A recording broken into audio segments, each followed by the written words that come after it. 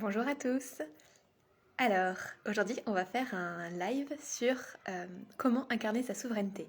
Et pour ça, je vais tout de suite inviter Maëlle à me rejoindre. Hop. Ciel, qui va nous parler de souveraineté. Hop. Bonjour Maëlle. Et coucou, ravie d'être là. Est-ce que tu m'entends bien? Je t'entends très bien. Est-ce que Super, toi, moi tu aussi. m'entends bien? Oui, ok, super. Ouais. Petit check. Bienvenue et Bien. bienvenue du coup, à ceux qui sont en live pour l'instant. Bienvenue à Manon. Oui, coucou Manon. Maëlle, peut-être pour commencer ce live, donc on va parler de Ouais, souveraineté. Est-ce que ouais. tu peux te présenter s'il te plaît? Oui, avec plaisir. Je suis ravie d'être là avec toi et avec vous, les personnes qui passeront en live ou avec le replay. Il y a Manon qui nous envoie des cœurs, donc forcément, ça va être un super live. Donc moi, je suis Maëlle Bouer-Ferré. Je suis une ancienne instite qui s'est reconvertie dans un premier temps à la naturopathie, puis au coaching et qui aujourd'hui accompagne principalement les femmes qui ont envie de reprendre les rênes de leur vie et d'exprimer tout leur potentiel et leur talent. Voilà. Génial. Est-ce que je peux te demander ce qui t'a poussé à te reconvertir du coup d'abord en tant que naturopathe puis en tant que coach? Oui, complètement. Puis c'est tout à fait en lien avec notre sujet. Ce qui m'a poussée à me reconvertir, c'est cet endroit où j'ai débuté ma vie d'adulte sans trop me poser, sans oser me poser la question de qui j'étais vraiment, de ce qui me nourrissait et qui me portait dans la vie. Et j'ai suivi un peu ce qui était attendu de moi. Mm. J'ai suivi ce qui était attendu de moi, puis après j'ai suivi à partir de là où j'en étais. Donc j'ai fini mes études qui ont été chaotiques avec plein quand même tu vois, de petits revirements, en sachant pas ce que je voulais faire de ma vie.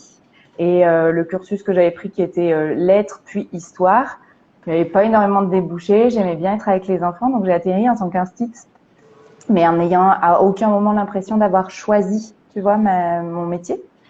Et puis, ce petit souvenir qui est le soir de mon premier jour de titularisation où je suis rentrée chez moi et où j'ai dit à mon compagnon de l'époque, c'est bon, ça y est, je vais pouvoir enfin réfléchir à ce que je veux faire de ma vie et à qui je suis.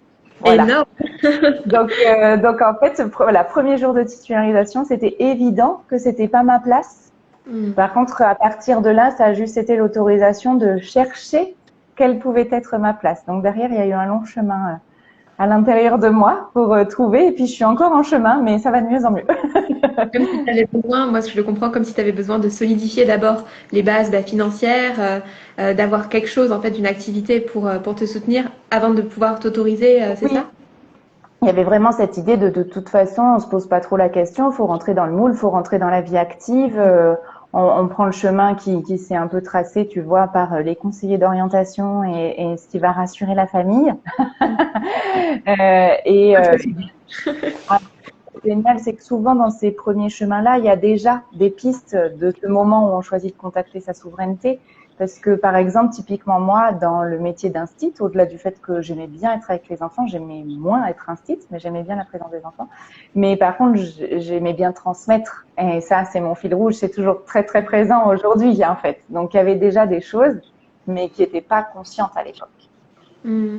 Et c'est vrai que Voilà. ce que tu dis là, ça me fait penser que souvent on dit non mais j'ai une expérience et en fait c'était pas du tout mon truc. Mais en fait on a toujours des capacités ou des compétences qu'on a développées dans une ancienne expérience qu'on peut réutiliser quand on fait une transition professionnelle.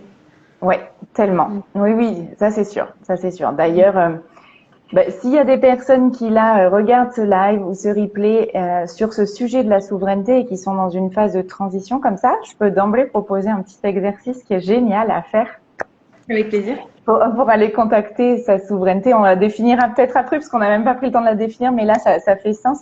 C'est exactement ce que tu viens de dire. C'est offrez-vous de faire une pause sur votre vie et de faire la liste de toutes vos expériences et de quelles compétences est-ce que vous en avez acquis en fait. Qu'est-ce qui est déjà là pour vous?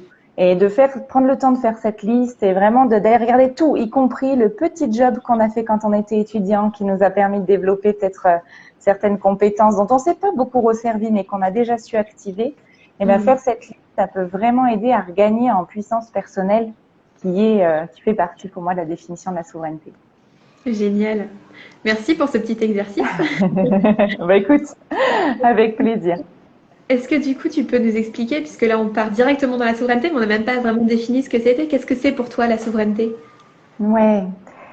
Pour moi, je crois que la souveraineté, c'est apprendre que tout ce qui est en nous ne dépend pas de l'extérieur et comment est-ce qu'en apprenant à se connaître mieux et à s'autoriser plus, on va se mettre au service de ce que j'aime bien dire la vie à travers nous, au service de ces intuitions, de ces idées, de ces trucs-là qu'on sent au fond de nous, qui nous font oui, mais qu'on regarde, qu'on met un peu à côté de nous parce que on n'a pas le temps, parce que ça se fait pas dans notre famille, parce que c'est pas ce qui est attendu par la société. Ben, comment est-ce que, avec ce chemin qu'on va faire à l'intérieur de soi, on ouvre toutes ces portes et on s'autorise à les contacter vraiment. Et Mm. avec cette dimension que la souveraineté, donc c'est un peu, on pourrait trouver un synonyme qui pourrait être la puissance personnelle ou l'empuissancement, tu vois, un peu cette dimension-là, de regarder comment est-ce que elle peut s'appliquer à tous nos domaines de vie et pas qu'à un. Souvent, on y pense ou on le fait même sans en avoir conscience, mais sur un ou deux domaines de nos vies.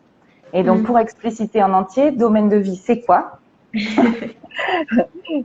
C'est tous ces endroits qui composent notre vie et qui composent tout notre équilibre. Donc, il y a une partie de nos domaines de vie qui vont être consacrés à la sphère du travail et des finances. Mm. Ça en est d'ailleurs même deux qui peuvent être dissociés. C'est pareil, ouais.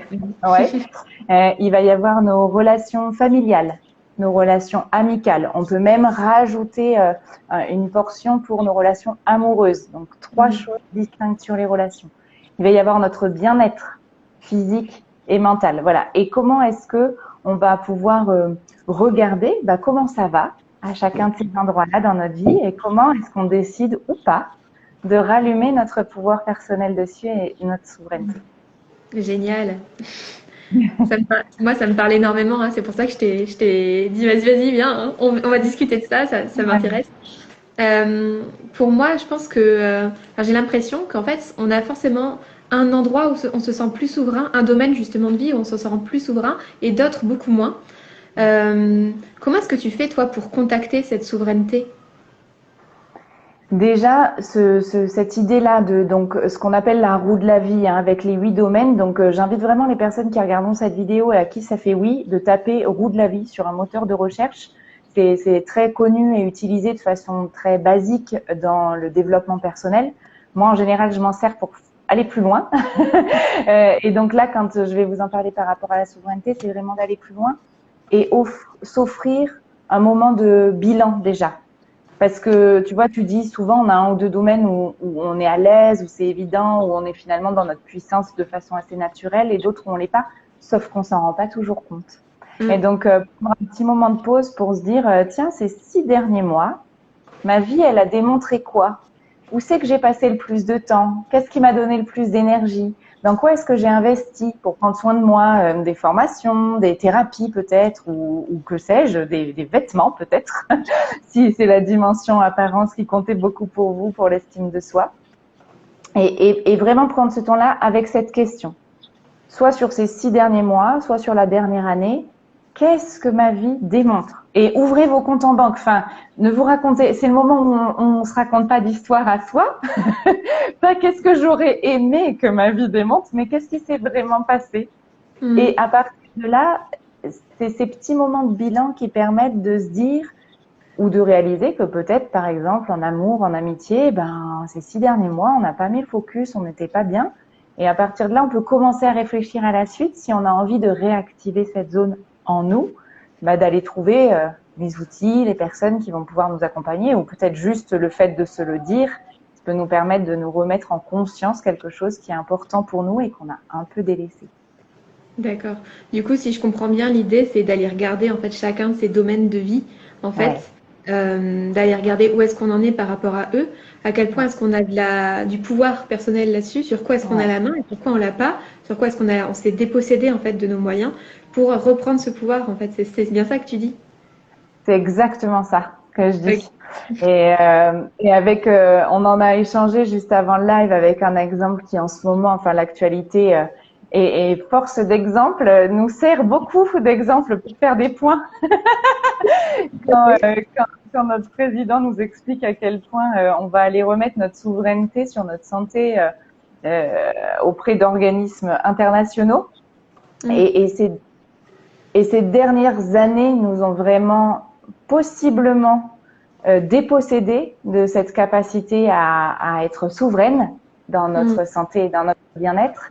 Et comment est-ce que, pour moi, la souveraineté, c'est choisir, peu importe les circonstances, peu importe ce que l'autorité nous dit, de choisir ce qu'on veut, nous, pour nous. Donc, pour certaines personnes, ça va peut-être faire du sens de remettre ça à d'autres. Mais la souveraineté, dans tous les domaines de vie, c'est comment est-ce que je prends mes responsabilités et mes actions pour prendre soin de moi et de ma santé. Et finalement, ouais, vas-y.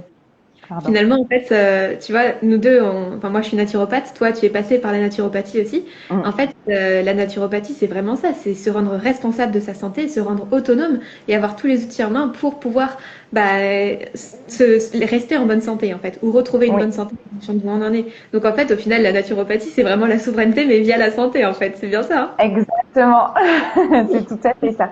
Et ça peut avoir un côté complètement déstabilisant d'entendre ce qu'on est en train de dire là, parce que c'est vrai qu'on a été éduqués, on arrive dans un moment où sociétalement, ce qui nous est quand même globalement transmis, c'est que la souveraineté ne nous appartient pas à nous, mais dépend de l'extérieur. En fait, si on regarde bien, ce que la société nous transmet majoritairement en ce moment, c'est que on doit attendre de l'extérieur les réponses.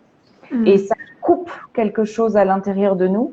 Et c'est ce petit truc qui vous fait peut-être des migraines, qui vous donne mal au bide, qui fait que vous vous sentez à côté de vos pompes, fatigué, en manque d'énergie, en manque de sens, en manque de sens beaucoup. C'est qu'en fait, sans vous en être rendu compte, et parce que tout est fait pour ça, il y a beaucoup de personnes qui, quand ils font un premier bilan, vont peut-être réaliser qu'aujourd'hui, quasiment tous leurs domaines de vie sont en fait remis dans des mains extérieures. Et ça peut être le cas aussi de nos relations amoureuses. Enfin, vraiment, on est dans un monde qui nous éduque au contraire de cette souveraineté personnelle. Et donc, parfois, le déclic n'est pas confortable. Et parfois, peut-être que vous pouvez nous écouter en nous disant, elle nous enquiquine, j'ai pas envie d'être responsable. Alors justement, tu vois, moi je suis en train de me dire, mais en fait, il y a plein d'obstacles ou de barrières entre nous et notre souveraineté. Et c'est vrai qu'on est confronté à plein de choses. Et justement, ça peut être l'extérieur qui va nous imposer des choses, mais il y a plein d'autres barrières aussi. C'est quoi ces barrières pour toi? Qu'est-ce que toi, tu as pu rencontrer dans ton chemin vers la souveraineté? Ou qu'est-ce que tu vois, est-ce que tu accompagnes Pour moi, les principales barrières, en vrai, c'est les histoires qu'on se raconte à l'intérieur de nous. Elles sont souvent issues de nos histoires personnelles, tu vois, de comment est-ce qu'on a traversé notre enfance, nos premières relations, nos premiers moments de vie, et des choses d'ailleurs qu'on a parfois même du mal à reconscientiser. Et c'est vrai que ça, c'est vraiment pas évident. Moi, aujourd'hui, l'outil que j'ai préféré, parce que j'ai fait beaucoup de thérapies très différentes, de la plus conventionnelle à la plus énergético-barré, spirituello, tout ça.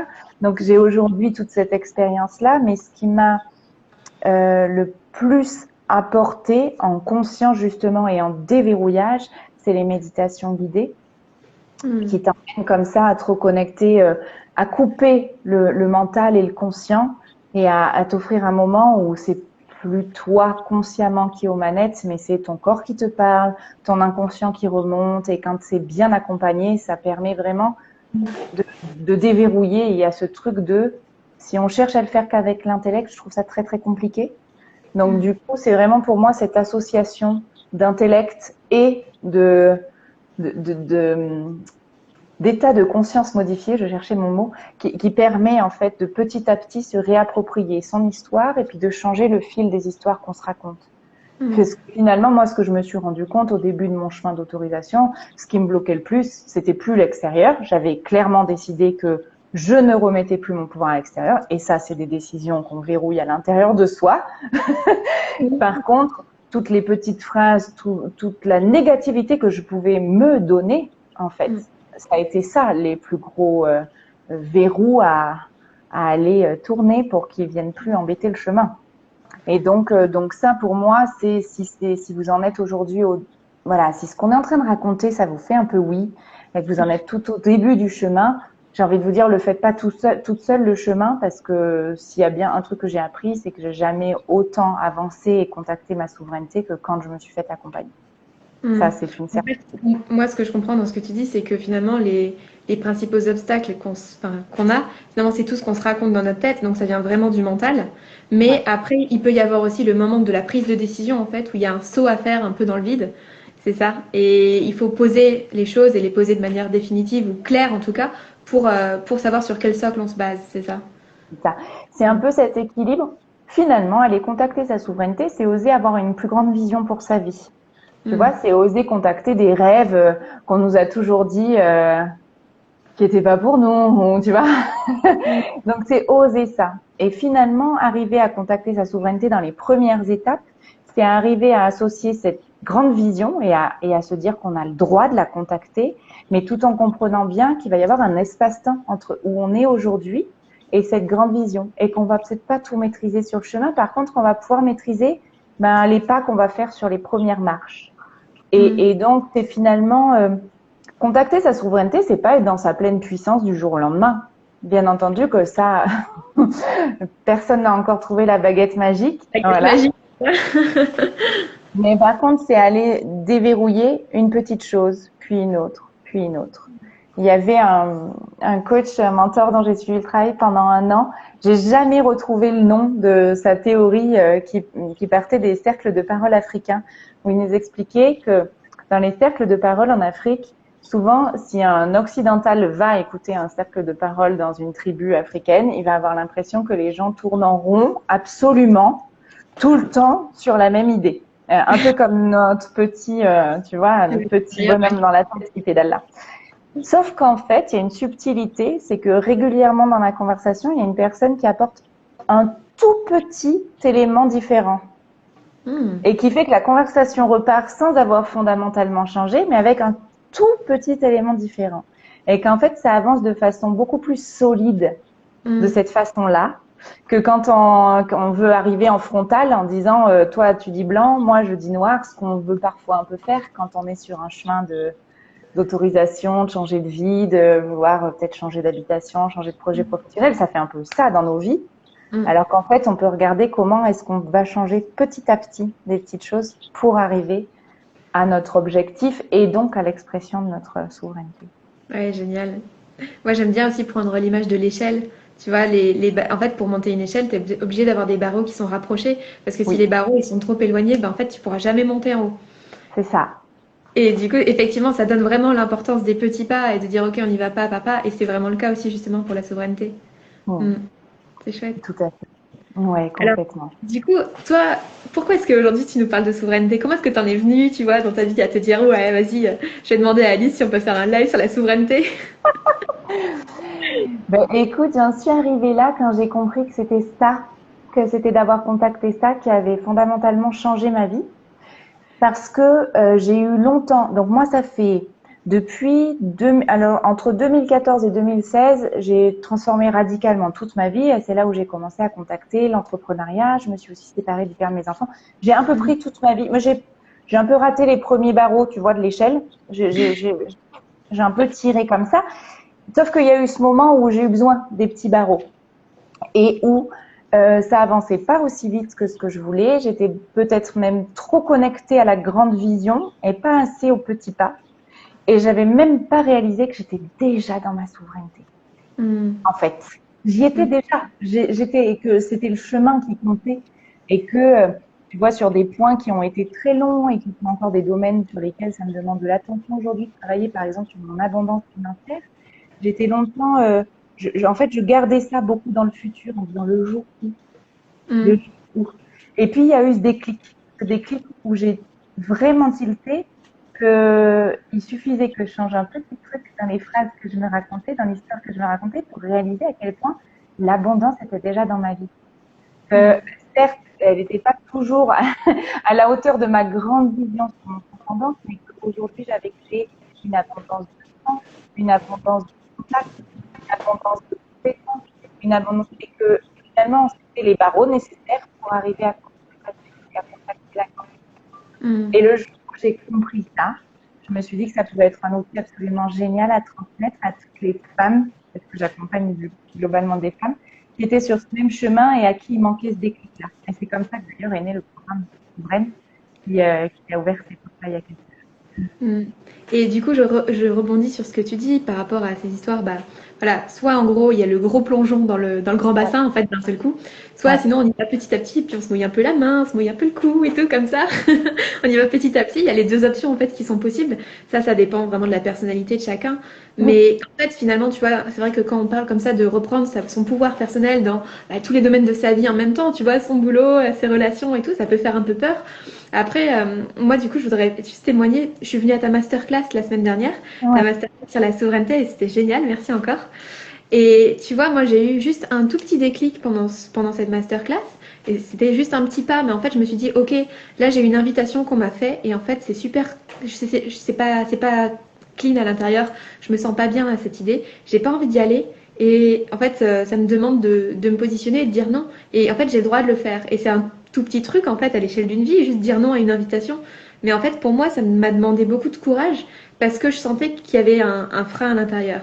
Et bien, en fait, ce Ouais. tout petit pas, le fait de l'avoir fait, je me suis dit, waouh, en fait, il y a un truc qui a lâché, je me sens libérée. Et ouais, j'ai repris du pouvoir par rapport à ça. Et ça peut être juste ça, un tout petit pas, en fait. Ça peut être juste ça. Et quand on est justement sur un endroit où peut-être que parmi les personnes qui nous écoutent, il va y avoir certainement, tu vois, deux typologies très différentes, soit les personnes qui n'ont pas du tout encore osé contacter une vision, voilà, qui sont en train de se dire, ah, on a le droit. Donc oui, on a le droit, faites-vous plaisir. Soit celles qui l'ont contacté, mais qui sont un peu en train de sortir leur rame sur le chemin. Et parfois, exactement ce que tu as vécu pendant la masterclass, faire des petits pas à côté, mais hyper symbolique, hyper libérateur, va être très puissant. À la fois pour soi, parce que ça nous valide le fait qu'on a le droit de faire, on a le droit de dire non, on est capable aussi parfois de faire, de valider une petite liste de tâches restées en suspens depuis longtemps et de se dire, ben voilà, ce matin, le message que je choisis d'envoyer à l'univers, c'est que je valide tous ces dossiers en suspens là. Je m'en occupe. C'est pas ça qui va faire avancer ma grande vision, mais je prends ma responsabilité et je règle toutes mes factures. Voilà. Euh, Finalement, contacter sa souveraineté, c'est transformer petit à petit tous les points d'interrogation qui peuvent être dans notre champ, tu sais, on pourrait presque dire énergétique autour de nous, et en Mm. allant les valider, les remplacer par des petits chèques. Et au Ça plus me on fait fait des petits chèques, au plus on se nourrit et au plus on va être en capacité aussi de nourrir des choses plus grandes et plus importantes. Hmm.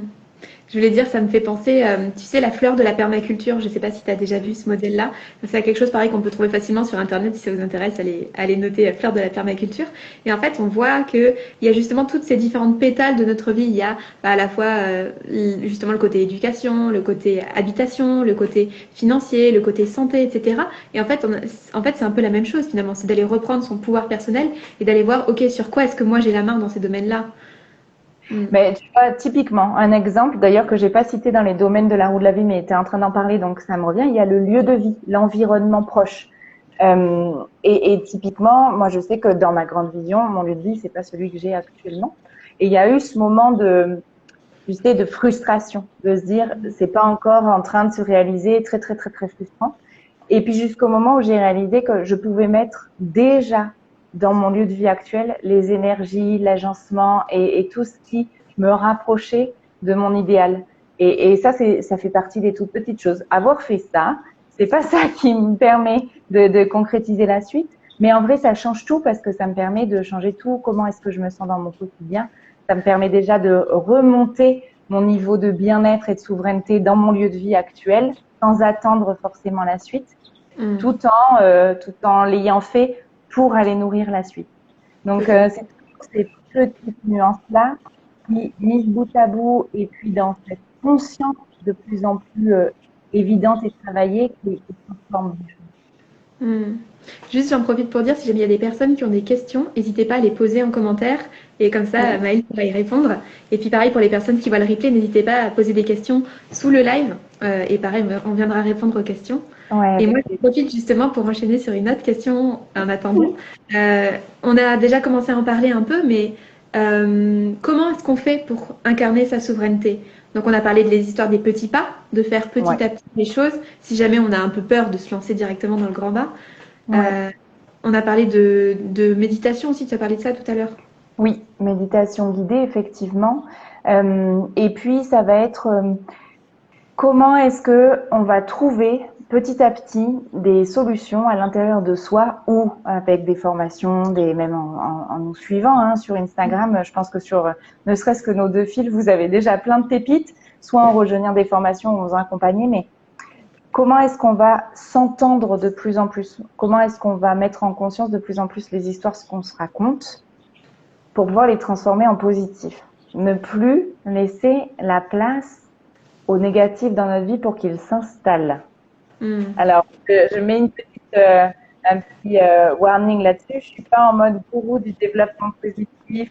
Vous ne devez plus jamais avoir de négativité en vous. C'est pas ça que je dis. Parce que c'est humain et qu'on ça fait même, je mets toujours d'oser contacter toutes les émotions. Elles sont toutes utiles. Mais par contre, la différence, c'est soit j'ai une journée basse en énergie ou j'ai un truc à faire un peu difficile et je suis en train de me raconter des histoires qui font que je vais jamais le faire pendant tout longtemps. Moi, je prends conscience que je suis en train de me dire non, mais tu n'y arriveras jamais, tu es nul, et je refuse. Je refuse. Et donc là, c'est vraiment des outils. Alors bien, je vais en parler d'un, le plus simple et le plus génial, qui est la gratitude. Si c'est des choses que vous avez encore jamais trop contactées, que vous avez fait de façon très ponctuelle, offrez-vous un petit rituel de 21 jours où tous les soirs, vous allez déposer sur un petit cahier que vous garderez très précieusement parce que c'est vraiment génial à relire. Moi, j'en ai des carnets. Où, quelle qu'ait été la couleur de votre journée, vous allez trouver 3 choses qui vous ont mis dans un état de gratitude, pour lequel vous remerciez la vie, pour lequel vous vous remerciez vous. Voilà, y compris dans la journée la plus pourrie, il y a toujours eu un petit truc. Alors, ça peut être avoir pris 2 minutes pour retenir un café tranquille. Ça peut être tout simple. Ça peut être avoir... qui a éclairé le soleil. Voilà, ouvert les volets, avoir vu tout le soleil. Et il faut vraiment avoir confiance et confiance dans le fait que à force de faire, c'est naturel. Et moi, je sais qu'il y a des phases où je suis moins décarnée. Juste, ça coupe un peu. Je sais pas si c'est. Alors, j'espère que c'est. Est-ce que c'est mieux là? C'est mieux, okay. Ouais. Oui, je disais, à force de le faire, on n'est même plus obligé de systématiser l'écriture, mais le moment où on débute, c'est vraiment génial de se forcer un peu à une certaine discipline de l'écriture. Et ça devient après quelque chose de spontané. Moi, je fais partie des gens aujourd'hui qui sont tout à fait capables d'arrêter une conversation après plein de gens pour leur dire stop, regardez le ciel comme il est beau. Voilà, parce que à ce moment-là, je trouve que c'est absolument génial de prendre ce moment pour contempler. Maintenant, j'ai plus besoin de mon carnet, mais je continue de le contacter. J'ai l'impression qu'il n'y a pas de questions. Alors moi, j'ai encore une petite question à te poser. Ouais. Tu vois, justement, tu disais, non, c'est pas que tout positif non plus. Et effectivement, on sait que dans la vie, en fait, il y a du positif et du négatif. Même quand on regarde une pile, en fait, une pile, ça pourrait pas fonctionner avec que du positif. Il y a le négatif et c'est normal que ça circule. Comment tu fais quand tu es dans un état, justement, où tu as l'impression de baisser les bras ou que c'est très négatif pour justement reprendre un peu ce pouvoir et puis recontacter ce truc de ok, en fait, ça va aller. Comment tu fais? Ouais.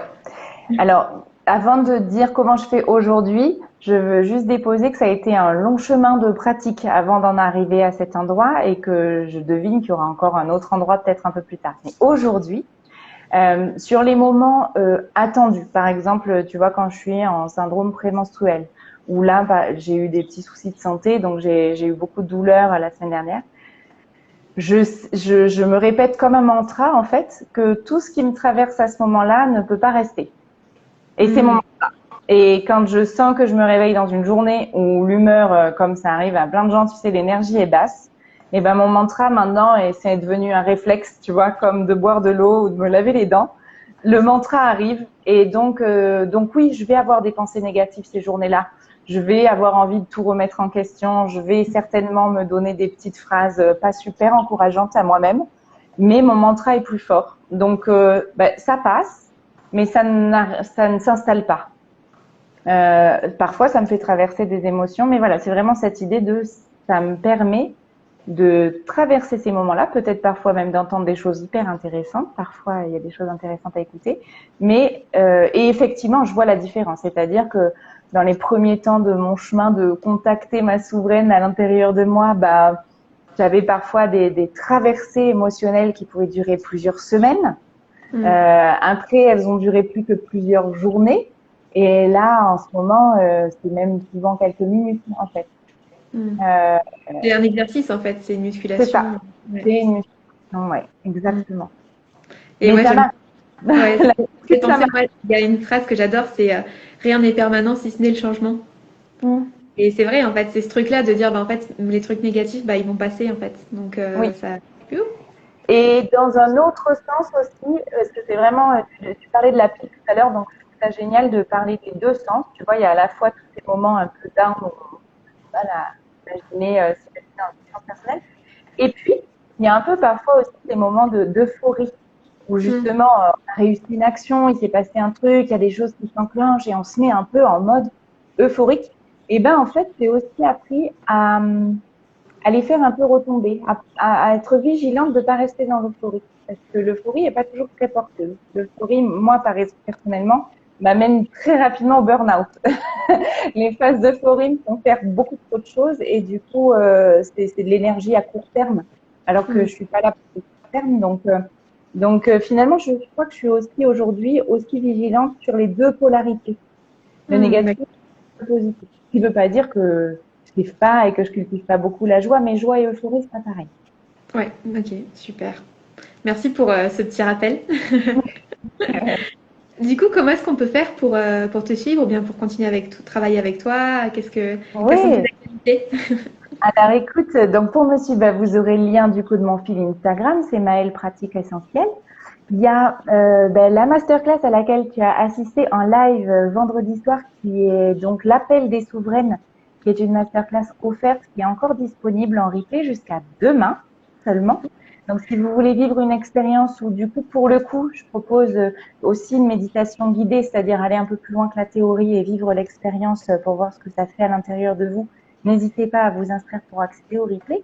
Et cette masterclass, c'est en fait l'introduction d'un programme, le programme Souveraine, qui est un programme de transformation et qui est cet endroit qui peut vous permettre pendant 6 semaines d'avoir à la fois un coaching de groupe, si vous le souhaitez aussi un coaching individualisé, pour aller justement regarder tous vos domaines de vie, les différents niveaux de conscience à l'intérieur de vous pour mieux savoir naviguer à l'intérieur de soi, la confiance en soi aussi, comment est-ce qu'on va pouvoir incarner sa souveraineté dans l'abondance dans tous ces domaines de vie, donc pas que à un niveau financier.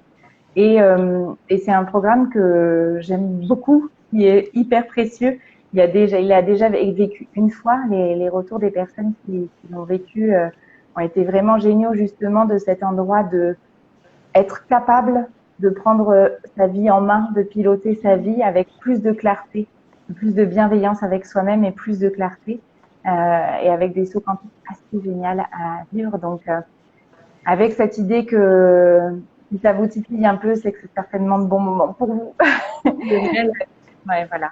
Donc, tout ça, c'est disponible du coup depuis mon Instagram. Il y a mon lien en bio. J'en parle pas mal en ce moment en story. Donc, n'hésitez pas. Pareil, si vous avez des questions à les poser en dessous de ce live, je vous y répondrai avec Super.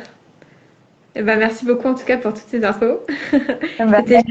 C'est génial toujours de discuter avec toi et voilà, j'adore cette thématique de la souveraineté. Donc merci beaucoup pour tes partages, merci d'être venu me parler de ça.